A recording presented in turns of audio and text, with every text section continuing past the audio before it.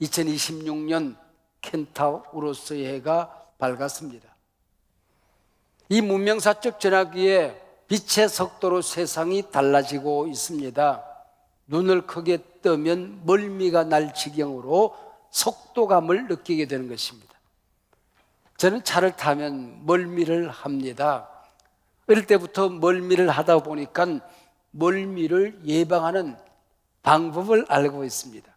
항상 앞자리에 타서 눈앞에 보이는 광경을 보는 것이 아니라 멀리 바라보고 가면은 멀미가 나지 않습니다.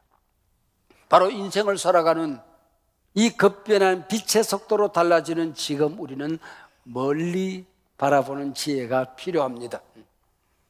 아마존의 창설자 베이조스는 말했습니다. 10년 후에 세상이 어떻게 달라질 것인가 너무 관심을 갖지 마라. 10년이 지나도 20년이 지나도 변하지 않는 본질이 있을 것이다. 그걸 붙들고 살면 된다라고 말했습니다. 우리가 흔들고 살아야 될 깃발, 우리가 달려가야 될 표대, 그 본질이 무엇일까요? 세상 사람들은 그 본질이 무엇인지 알지 못해서 몹시도 당황해하고 방황합니다. 그러나 우리는 당황하지 않습니다. 너무나도 분명하기 때문에 그렇습니다. 너무나도 단순하기 때문에 그렇습니다. 우리 주 예수 그리스도, 할렐루야. 우리 기독교는 앞을 봐도 뒤를 봐도 좌우 어디를 봐도 우리 예수님입니다. 그 예수님을 붙들고 살아가는 삶이 본질을 붙들고 살아가는 삶입니다. 내 구주 예수를 더욱 사랑 엎드려 비는 말 들으소서. 내 진정 소원이 내 구주 예수를 더욱 사랑 이 한 해 동안 우리 모두의 삶이 되기를 축원합니다. 사도 바울은 땅끝까지 복음을 전하기를 원했지요. 그러기 위해서는 로마로 들어가야 된다고 생각을 했습니다. 천신만고 끝에 로마에 도달했습니다. 아그리빠 대왕 베스다 총독 앞에서 복음을 전합니다. 예수는 하나님의 아들입니다. 그분은 인간의 몸을 입고 이 땅에 와서 십자가에 달려 돌아가셨습니다. 만인간의 죄를 담당하셨습니다. 그분은 다시 살아나셨습니다. 그분은 창조주요 다시 역사를 심판하러 오실 죄림주 심판주가 될 것입니다. 주 예수를 믿어라. 그리하면 나와 내 집이 구원을 얻으리라. 예수 믿고 구원 받으시오. 복음을 전할 때에 아그리빠 대왕과 베스도 총독은 화가 났던지 자리를 박차고 일어납니다. 사울아, 너 미쳤구나. 너의 많은 학문이, 다른 말로 말하면 너 공부를 많이 하더니 미쳤구나 하고 소리를 지릅니다. 그때 사도 바울이 미소를 띠고 대답합니다. 나는 미친 게 아니에요. 그 어느 때보다도 내 정신이 온전하고 진실하고 참됩니다. 여러분들도 다 나처럼 되기를 원합니다. 나처럼 미쳐서 살기를 원합니다. 그 얘기 아니겠습니까? 인생선언, 사명선언, 신앙선언이었던 것이지요.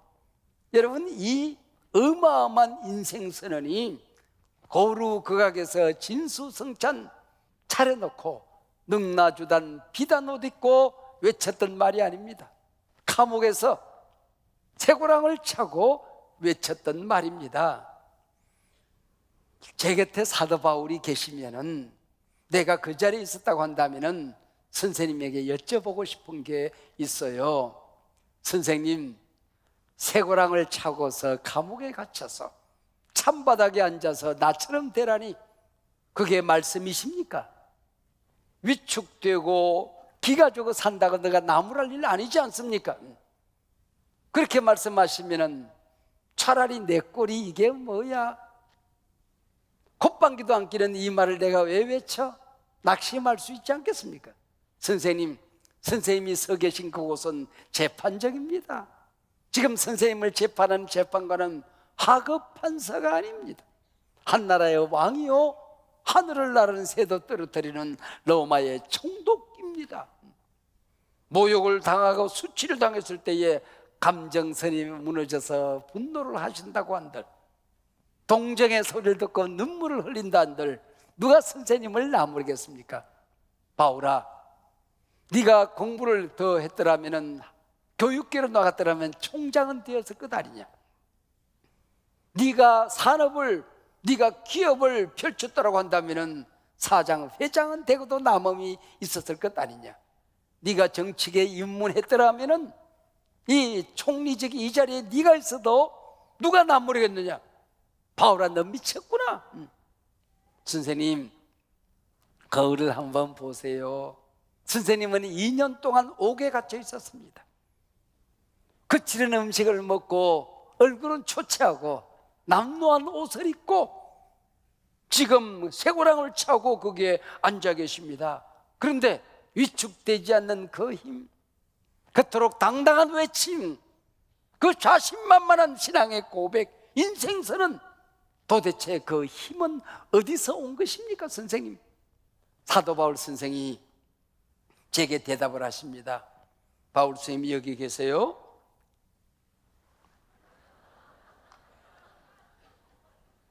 유 목사, 인생은 어차피 미쳐서 사는 거야. 세상 사람들 봐. 골프에 미친 사람, 주식에 미친 사람, 그 차와 커피에 미친 사람들, 중독에 미친 사람들이 얼마나 많이 있는가. 멋진 인생이 뭔가? 멋진 것에 미치는 거야. 시시한 인생은 뭔가? 시시한 일에 미쳐서 살아가는 것, 바로 그게 시시한 인생 아니겠는가? 신앙이 뭐겠는가? 가장 중요한 것, 세상 마지막에 남는 것, 종말의 시간에 나를 영접해 줄 것, 그 본질을 붙들고 미쳐서 살아가는 게 신앙생활 아니겠나? 이 목사, 그 아그리파 대왕과 베스도 총독, 거기에 모여있는 고관 대작들에게 다 나처럼 되라, 그게 무슨 말이겠는가? 우리가 예수 믿고 구원 얻어 살아가는 삶, 이게 인생의 본질 아니겠는가? 오늘이 내 인생의 마지막 날이라고 할지라도 예수 믿었다는 이 기쁨 때문에 우리가 인생을 자신만만하게 모든 것 버리고도 당당하게 살아가는 것, 이게 인생 아니겠나? 나처럼 되란 말은 여러분들도 나처럼 예수 믿고 이처럼 당당한 삶을 살아가라는 뜻 아니겠는가? 구원함을 얻은 기쁨 세상에서 제일이라. 이 교회가 얼마나 소중한 것인지 유 목사 알지 않겠나? 교회 섬기고 교회 사랑하며 살라는 말일세. 내가 담에색 도상을 넘어가고 있을 때 우리 예수님이 말씀하셨어.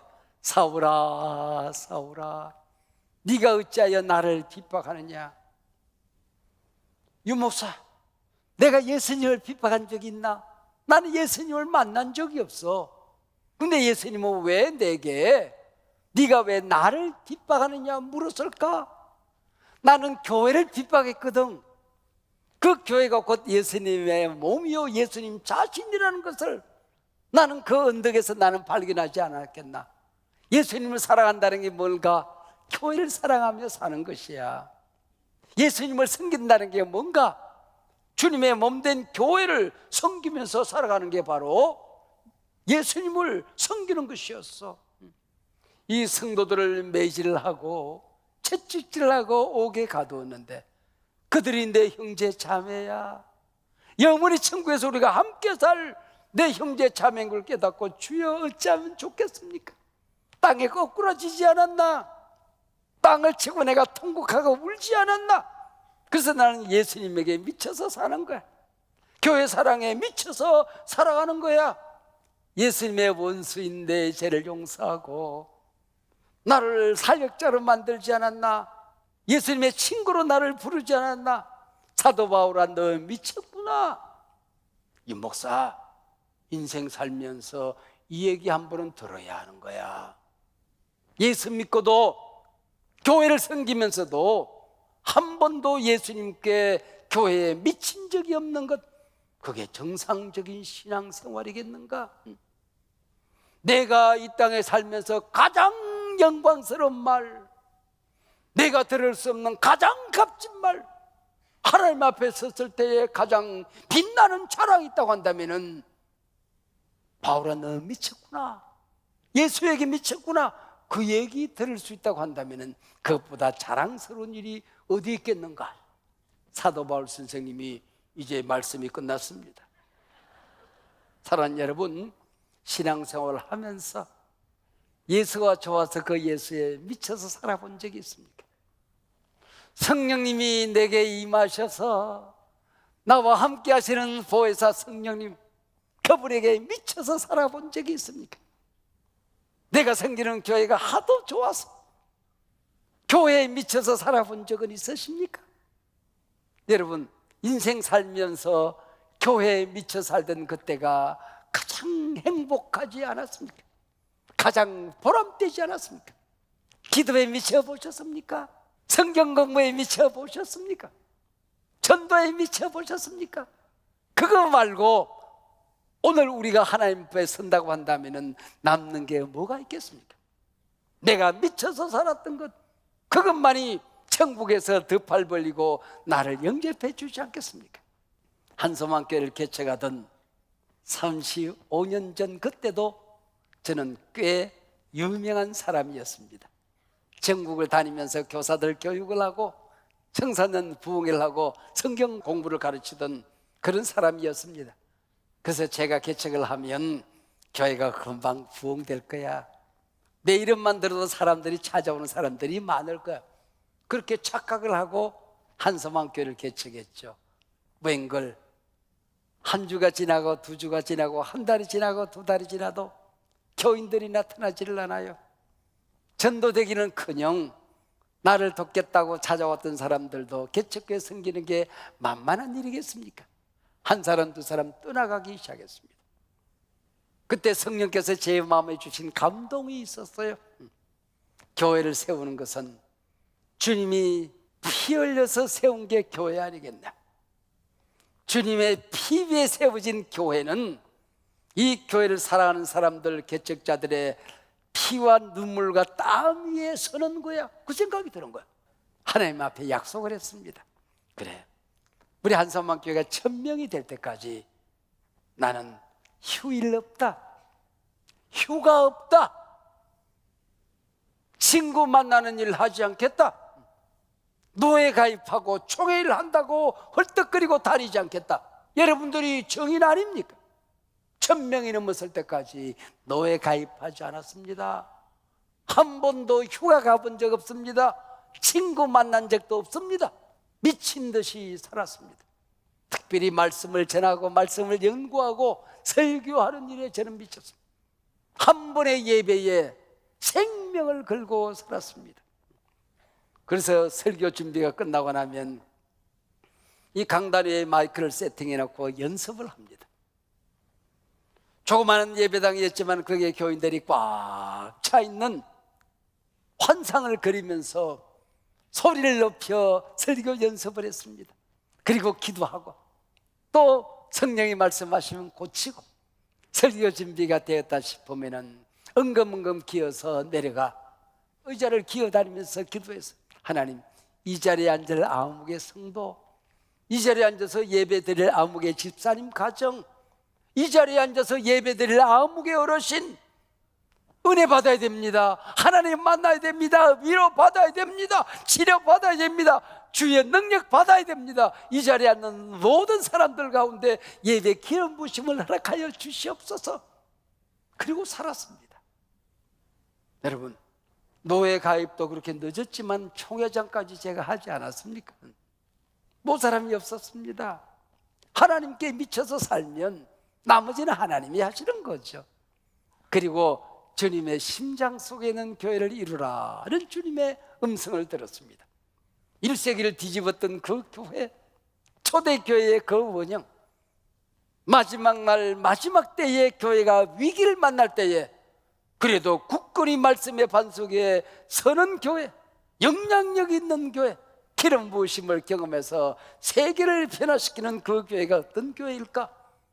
두세 사람이 모인 곳에 내가 함께 하겠다 약속하셨던 셀 교회였습니다. 목장 교회의 비전이었습니다. 그래서 저는 두 날개로 나는 교회, 예배의 생명을 거는 교회, 목장의 참석이 선택이 아니라 본질이 되는 교회, 그게 우리 한소망교회의 비전이었던 것이지요. 목사님, 그렇게 미치지 않아도 교회가 건강할 텐데 왜 그렇게 미쳐서 살았습니까? 여러분, 예수님이 미치도록 나를 사랑하지 않았다고 한다면 나 같은 죄인이 구원받을 수 있을까요? 하나님이 미치도록 나를 사랑하지 않았다고 한다면 하나님이 나 같은 것 들어서 목사로 사용했겠습니까? 주님 나를 세상에 사랑할 사람이라고는 나 하나밖에 없는 것처럼 사랑하셨으니 나도 주님을 세상에 한 분밖에 없는 것처럼, 주님을 사랑할 인류가 나 하나밖에 없는 것처럼 주님을 미치도록 사랑하며 사는 것 아니겠습니까? 이게 여러분 인생 아니겠습니까? 여러분이 직장에 다녀도 조그마한 구멍가게 하나를 섬겨도, 교회에 청소하는 일 하나를 섬겨도 그 청소에 목숨을 걸면 그 청소하는 것이 성직이 되는 겁니다. 인생 수련이 되는 것입니다. 영성 훈련이 되는 것입니다. 지난 주간에 장신대의 전 총장님 김은용 총장, 그리고 새로 총장이 되신 박경수 총장, 우리 한소망교회가 자랑스럽게 여기는 한소망교회 석자교수 송영훈 교수를 방학도 하셨고 하니 한 해 동안 수고하셨습니다 하고 제가 초청을 해서 갈릴리 농원에 가서 장어를 대접을 했습니다. 그랬더니 귀한 분들 오셨다고 회장님께서 장어를 접대해 주셨는데 식사 끝나고 나서 제 방에 와서 차 한잔하고 가시죠. 그래서 세 분 교수님과 함께 우리 유광열 장로님 방에 가서 차를 한잔 마시는데 제가 물었어요. 장로님 1년에 몇 분이나 다녀가십니까? 그랬더니 50만 명쯤 다녀간대요. 10,000원씩 남으면은 1년이면 50억이 남는다는 말이냐? 내 생각이 거기까지 가는 순간 갑자기 배가 아프기 시작했습니다. 제가 물었어요. 어떻게 웅댕이에 장어 몇 마리 키워서 팔던 어르신이 당대에 이런 어마어마한 이런 기업을 만드셨습니까? 그랬더니 목사님, 제가 젊은 시절에서는 소를 키웠어요. 소를 사랑하고 내 자식처럼 소를 아끼면은 소 머리를 보는 순간 소 관상이 보인답니다. 이놈이 설사를 하는지 소화가 안 되는지, 이분이 이놈이 감기에 걸렸는지 전염병에 걸렸는지 소 머리만 보면 안다는 거예요.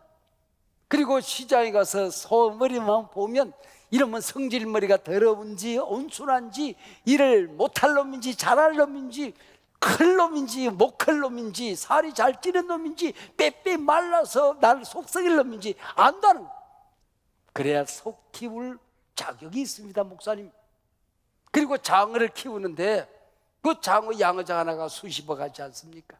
그 치어부터 시작해서 손가락만 하면 또 지가 뛰어 올라가고, 손바닥만 또 뛰어 올라가고, 팔뚝만 하면 또 뛰어 올라가서 자기들이 다 다른 데서 노는데 임진강 물줄기처럼 만들어 놓은 양어장입니다. 제가 양어장에 도착하면 모든 장어들이 일찍 일어나서 제게 인사를 합니다. 장로님 오셨습니까? 회장님, 우리는 행복합니다. 장어들이 일어나서 장로님께 인사를 한다는, 그 정도는 되어야 장어 장사할 자격이 있습니다, 그 얘기예요. 그리고 이 장어 한 마리 먹는 사람들 내 마음속에 자랑스럽게 생각하세요. 이 장어가 아무렇게나 키운 장어가 아닙니다. 그 긍지 없이 내가 장사하지 않습니다, 그 얘기. 아하, 장사를 해도 이렇게 하는 것이구나. 소 한 마리를 키워도 이렇게 하는 것이구나. 교회를 섬기는데, 하나님을 섬기는데, 내 인생에 목숨을 걸 만한 가치를 발견했는데 우리가 함부로 아무렇게나 살겠냐, 그 얘기죠. 제가 존경하고 사랑했던, 따라갈 엄두를 내지 못했던 한 분 얘기를 하고 오늘 말씀을 맺을까 생각합니다. 1960년대에 청주대학을 다니던 젊은이가 한 분 계셨습니다. 말기 폐결핵을 진단받았습니다. 결핵요양소에 들어가서 치료를 하는데 날로 악화되어져서 이제는 의식이 없이 쓰러져 있습니다. 목사님과 가족, 친지들이 와서 인종 예배를 드립니다. 근데 자기는 아무리 말을 하려고 해도 입이 벌어지지 않습니다. 나는 분명히 의식이 있는데 사람들은 내가 금방 죽을 것처럼 인종 예배를 드립니다. 근데 부르는 찬송이 240잔 찬송입니다. 주가 맡긴 모든 역사 힘을 다해 마치고, 주가 맡긴 모든 역사 힘을 다해 마치고, 내가 언제 그렇게 살았냐? 주가 맡긴 역사를 내가 힘을 다해 살아본 적이나 있나? 그 얘기를 생각하면 아찔하기 짝이 없어. 이렇게 하나님 앞에 내가 서야 된단 말인가? 밝고 밝은 그 아침을 맞을 때 내가 어떻게 주님 앞에 서서 밝고 밝은 천국에서 하나님을 만난단 말인가? 하나님 살려주세요. 나 이대로 죽을 수가 없어요. 주가 맡기는 모든 역사 힘을 다해 살아본 적이 없어요. 7년만 살려주세요. 내 목숨 다 걸고 주님이 내게 맡겨주신 모든 역사 마치고 밝고 밝은 그 집에 주님을 만나러 갈게요. 그리고 몸부림을 하는데 사람들은 못 알아듣죠. 혼자 소리를 지르는 거죠. 잔인하게 489장이 불려집니다. 제요단강 건너편에 찬란하게 배는 집, 그 노래입니다. 2절 가사, 주가 내게 부탁하신 모든 일을 마치고, 주가 맡긴 모든 역사, 모든 일을 마치고 주님 앞에 가야 되는데 일도 나는 감당하지 않았어. 어쩌면 좋습니까? 하나님, 빛난 하늘 그 집에서 주의 얼굴 배우리. 주님 얼굴 뵐 자신이 없어요. 살려주세요. 그리고 절규를 하다가 의식을 찾았어요. 병원에서 일어났어요. 그리고 당장 장로신학대학교에 편입을 했어요. 제가 그 대학교 1학년에 들어갔더니 4학년에 나이든 형님으로 계시더라고요. 그래서 제가 옆에서 지켜보았어요. 제가 한경재 목사님과 교제해 본 적은 없으니 내가 수많은 사람들을 만났지만은 한 번 성자를 꼽으라고 한다면은 고 이상량 전도사입니다. 그러면 1972년 홍수가 났어요. 뚝방이 다 터져서 신정동으로 물이 흘러가고 마포구 전체가 물에 잠기는 뚝이 터져버렸어요. 그래서 쪽배를 타고 사람들을 살리러 다니다가 하나님의 음성을 들었어요. 여기가 네 생명 바칠 곳이다. 주님, 이곳을 내게 보여주신 이유가 여기 있었어요. 그리고 물이 빠지고 난 다음에 보니까 사람들이 천막을 치고 사는 사람들, 전국 방방곳곳에서 실패한 망한 사람들이 거기 와가지고는 땅굴 파고 사는 사람들. 그래서 서울 시내에서 똥물을 갖다 버리는 곳, 하수 종말 처리장이 있는 곳, 모든 똥들이 모여서 거기서 처리해서 한강으로 다시 흘러가는 곳이 바로 그 동네였던 겁니다. 그래서 거기서 천막을 치고 봐서 보니까 사람들이 아무 데나 가서 똥을 싸요. 그래서 벽돌 찍어서 공중변소를 만들었습니다. 사람들이 땅굴을 파고 살릴까? 벽돌을 찍어서 신학생들과 함께 집을 짓습니다. 부강칸 방한칸 거적대기, 부강칸 방한칸 거적대기, 부강칸 방한칸 거적대기. 그리고 돌아다닙니다. 추위에 떨고 있으면 무슨 옷이든지 그 자리에서 벗어서 입혀. 그리고 쌀독을 내려봅니다. 집집마다 쌀이 떨어지면 집으로 달려와서 자기 쌀독에 쌀을 푸다가 집집마다 채웁니다. 그게 일입니다. 연탄광에 연탄이 떨어지면은 그냥 다음 주에 등록을 못하면은 이게 학교 등록이 안 되는데 그 등록금을 가지고 연탄을 채워줍니다. 그러다 보니까 진급이 안 돼요. 등록을 못하니까. 그냥 신대원 학생으로 있는 겁니다. 7년쯤 되었을 때 폐결핵이 재발되어졌습니다. 건강이 회복되니까 오래 살 줄 알고 장가를 갔어요. 아이가 태어났는데 한 달, 두 달밖에 안 됐습니다. 그 핏덩이와 사모님을 남겨놓고 청량리 위생병원에서 별세를 했습니다. 제가 그때가 대학원 1학년 조교로 있을 때니까 5년 동안 제가 지켜보았습니다. 1973년부터 77년까지 장례식을 치릅니다. 바로 7년 전에 불렀던 그 찬송이 불려졌던 것이지요. 핏덩이 앞에서 우리는 그 노래를 불렀습니다.